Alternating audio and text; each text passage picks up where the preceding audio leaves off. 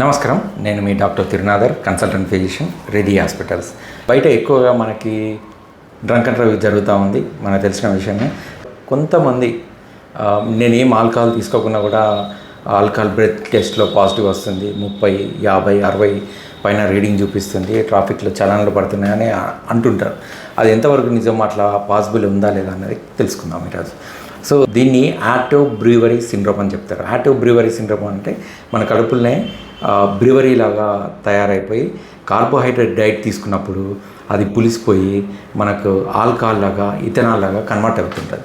So ఈ ethanol మనకు కడుపులో నుంచి అబ్జర్వ్ అయిపోయి బ్లడ్లో వెళ్ళి బ్లడ్లో నుంచి మనకి లంగ్స్లోకి వచ్చి మనకు శ్వాస ద్వారా బయటకు రావడం జరుగుతూ ఉంటుంది. సో మనకి బ్రెత్ అనలైజర్స్ యూజ్ చేసేటి ఎక్కువగా ఆల్కహాల్ బ్రెత్ టెస్ట్లో శ్వాస తీసుకునే గాలిలో ఆల్కహాల్ శాతం ఎంత ఉందో దాన్ని బట్టి మనకి ఇంత పర్సంటేజ్ ఆల్కహాల్ బ్లడ్లో ఉండవచ్చు అని ఇండైరెక్ట్గా చేసే ఒక ప్రామాణికం.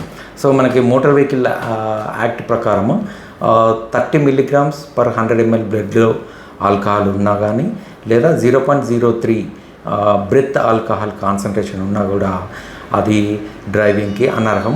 సో ఎందుకు ఇలా జరుగుతుంది అని అంటే దీంట్లో చాలా సైంటిఫిక్ స్టడీస్ ఉన్నాయి, మన ఇండియాలో ఎక్కువ లేవు. కాకపోతే అవుట్ సైడ్ అమెరికాలో కానీ యూఎస్, యూకేలో కానీ దీనిపైన ఎక్కువ స్టడీస్ జరిగినాయి. సో వాళ్ళు గమనించింది ఏంటంటే మన బాడీలో కార్బోహైడ్రేట్ డైట్ ఎక్కువ తీసుకున్న వాళ్ళలో, అంటే మన ఇండియాలో ఎక్కువగా చాలామంది ప్రిఫర్ చేసేది కార్బోహైడ్రేట్ డైటే ఉంటుంది. ఒక బిర్యానీ కానీ, రైస్ కానీ, స్వీట్స్, జిలేబీలు, లడ్డు ఇట్లాంటి మన రెగ్యులర్గా తీసుకునే ఆహారంలో ఉంటాయి. సో అట్లాంటి కార్బోహైడ్రేట్ ఆహారం తీసుకున్నప్పుడు మనకి కడుపులో కనుక మనకి సాక్రమైసిస్ సెర్విసియా అనేది కానీ క్యాండిడా ఆల్బికన్స్ అనే ఫంగల్ ఇన్ఫెక్షన్ ఉన్నప్పుడు తీసుకున్న కార్బోహైడ్రేట్ అంతా కూడా పులిసిపోయి ఒక రకమైన ఫెర్మెంటేషన్ పద్ధతి ద్వారా మనకు ఇథనాల్ అనేది పుట్టడం జరుగుతూ ఉంటుంది. సో ఇథనాలే మెయిన్ దీనికి కారణం మనకు బ్రెత్ అనలైజర్లో రావడానికి. ఎవరెవరికి ఛాన్సెస్ ఉంటాయి, ఎవరికి ఇట్లా బ్రెత్ టెస్ట్ పాజిటివ్ రావచ్చు అని అంటే ఈ ఎక్కువ యాంటీబయాటిక్ వాడుకున్న వాళ్ళు. సో బాగా యాంటీబయాటిక్ వాడిన తర్వాత మనకి ఏమవుతాయంటే గట్లో ఉన్న ప్రొటెక్టివ్ బ్యాక్టీరియా అంతా కూడా వెళ్ళిపోయి ఈ ఫంగల్ అనేది గ్రోత్ ఎక్కువగా జరుగుతూ ఉంటుంది. సో వీటిలో మెయిన్గా మనం ఇంతకుముందు చెప్పుకున్న ఫంగల్ ఇన్ఫెక్షన్ ఎక్కువ ఉండడం జరుగుతూ ఉంటుంది. అదే కాకుండా ఈ చిన్న పేగు, పెద్ద పేగు ఎఫెక్ట్ అయ్యే ఇన్ఫ్లమేటరీ బోవల్ డిసీజ్ అని అంటారు. దీంట్లో మోస్ట్లీ క్రాన్స్ డిసీజ్ ఉన్న పేషెంట్లలో కూడా ఈ ఫంగల్ గ్రోత్ ఎక్కువగా ఉంటుంది. కాబట్టి వాళ్ళలో కూడా ఈ ఫెర్మెంటేషన్ ఎక్కువైపోయి బ్రెత్ అనలైజర్లో మనకి ఆల్కహాల్ తీసుకున్నట్టుగా రిపోర్ట్ రావచ్చు.